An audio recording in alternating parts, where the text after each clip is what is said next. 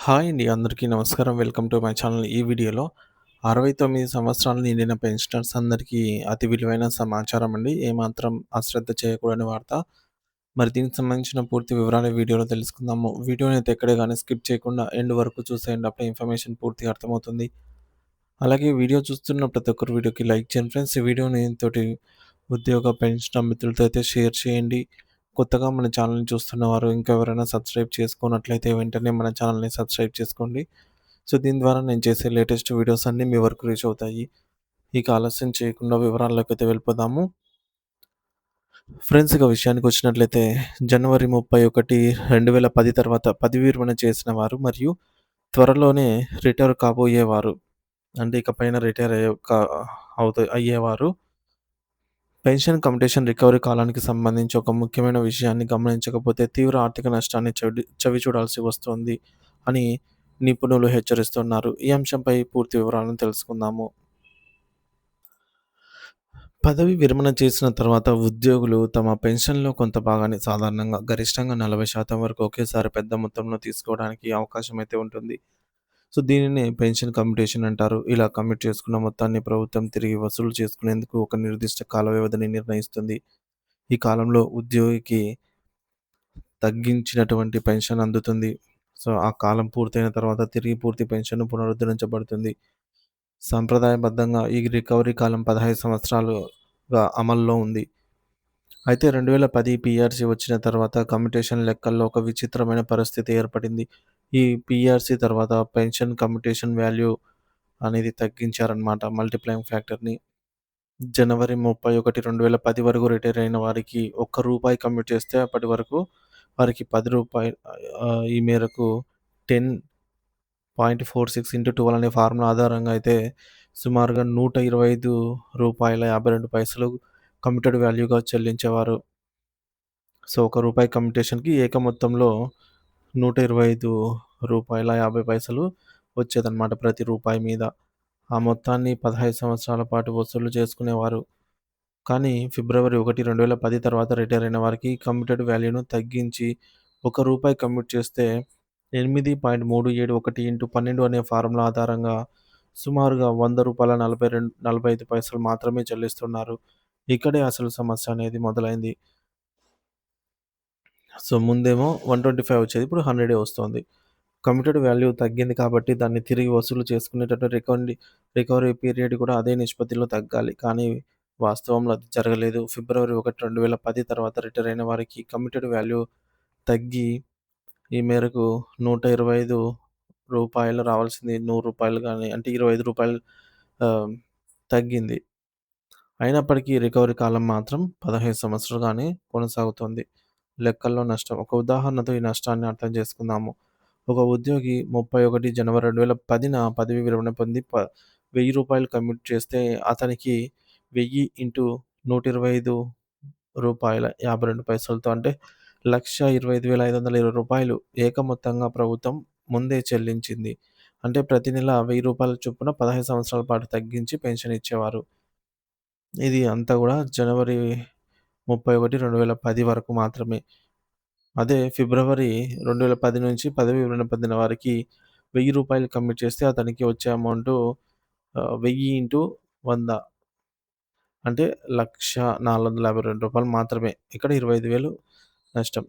ఈ మాత్రం మాత్రమే ప్రభుత్వం అయితే ముందుగా చెల్లిస్తుంది. కానీ ఆహ్, ప్రతి నెల గూడా రూ. 1000 చొప్పున 15 ఏళ్ల పాటు మినహాయిస్తూనే ఉన్నారు. ఇక్కడ జరుగుతున్న అన్యాయం. రూ. 1,25,520ను 15 సంవత్సరాల్లో రికవరీ చేసింది ప్రభుత్వము. అది సమంజసము.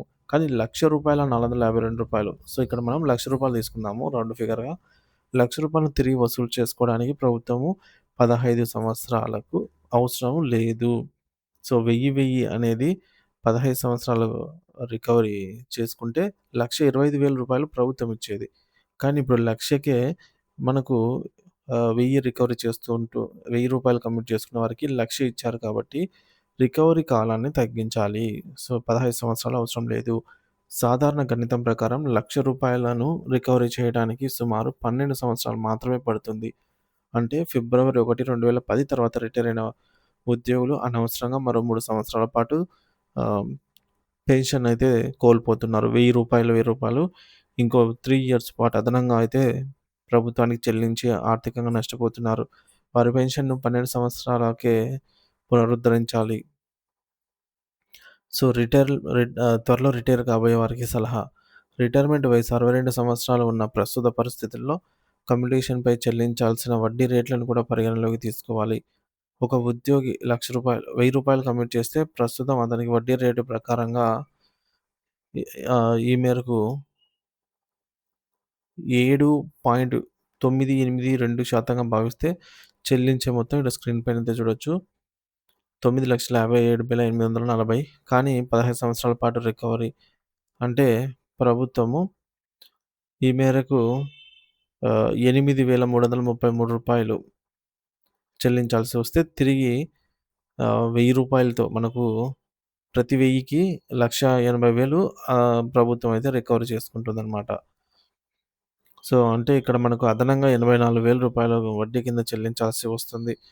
సో, ఇది అసలులో 87.92% అదనం కాబట్టి కమ్యూటేషన్ తీసుకునే ముందు ఆర్థిక అంశాలను క్షుణ్ణంగా పరిశీలించుకోవాలి. 1కి 2 సార్లు. సో, మనకు వడ్డీ అయితే ఎక్కువే పడుతుందండి కమ్యూటేషన్ చేసుకుంటే. సో, ఆ మొత్తం వడ్డీ మనకు డిపాజిట్ చేసినా రాదు.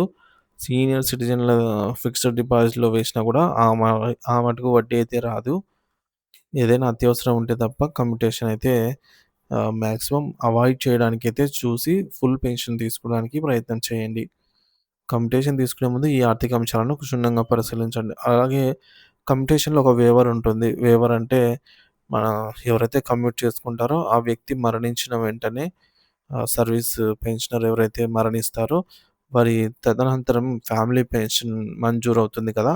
ఆ ఫ్యామిలీ పెన్షన్ నుంచి ఈ యొక్క కమ్యుటేషన్ కోసం ఒక్క రూపాయి కూడా కట్టవలసిన అవసరం అయితే ఉండదు. ఇక్కడ వేవర్ అంటే ఇక్కడ లాభం అయితే చేకూరుతుంది. కానీ ఆహ్, మనకు అలాగే జరగాలని రూల్ లేదు కాబట్టి మనకు అవసరం ఉంటే అవసరం మేర కమ్యుటేషన్ తీసుకుంటే మేలు. లేదంటే మనము 15 సంవత్సరాల పాటు ఈ యొక్క అమౌంట్‌ను చెల్లించి భారీగా నష్టపోవాల్సి వస్తుంది. సో, చూసుకోండి ఫ్రెండ్స్. ఇకపోతే పెన్షనర్ల సంఘాలకు విజ్ఞప్తి. ఈ సమస్యపై పెన్షన్ సంఘాలు నాయకులు తక్షణమే దృష్టి సారించాలి.